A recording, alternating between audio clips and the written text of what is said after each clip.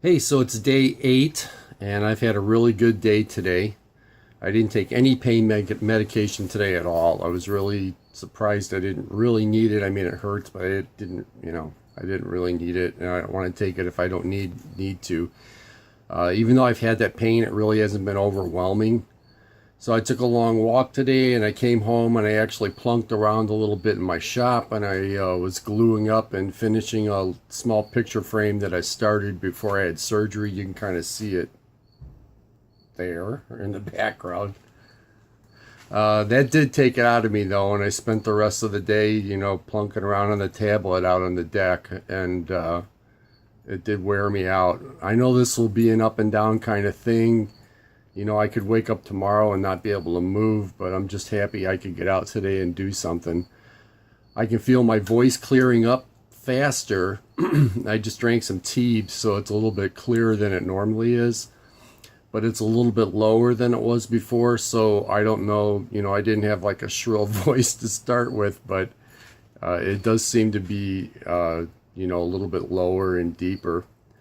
I want to just take these steri strips off tomorrow, though, so they're just bugging the crap out of me. And one thing I would warn you guys against is that we went to Walgreens yesterday and got some of those clear plastic sticky things that are supposed to be waterproof covers for, excuse me, waterproof covers for your bandage.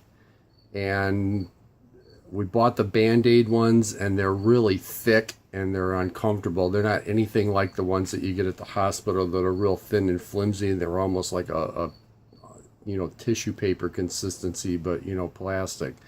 So I would warn against getting those things. They just are super uncomfortable. I just wound up taking the thing off after a few hours, and I've been running around with just the collar and the steri strips on most of the day today.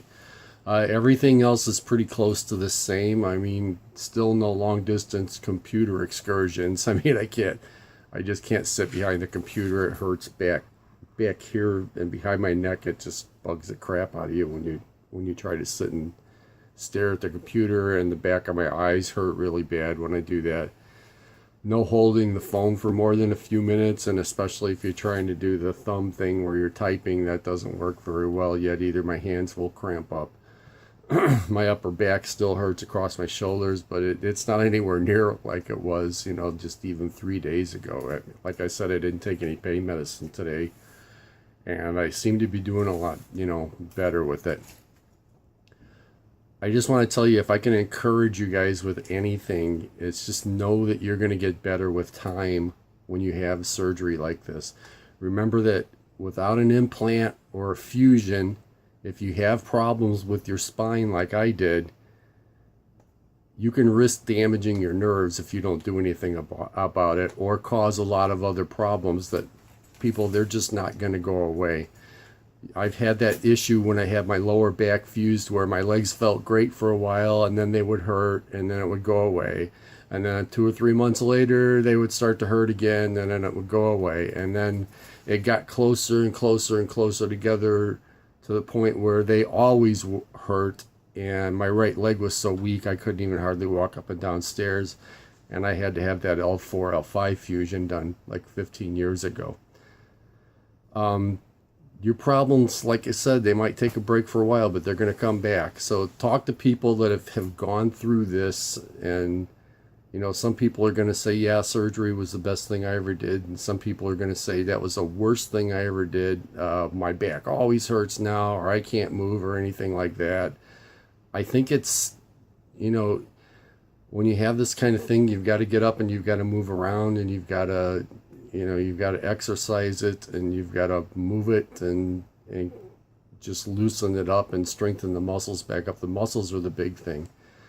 But do something. There's going to be, people are going to have good outcomes, people are going to have bad outcomes, but just make a decision either way and go with it. And it's a big decision to make. I mean, this is not a simple surgery to go through, but it helps to talk to other people that have had it done. And your health is your most important possession, so give it a chance.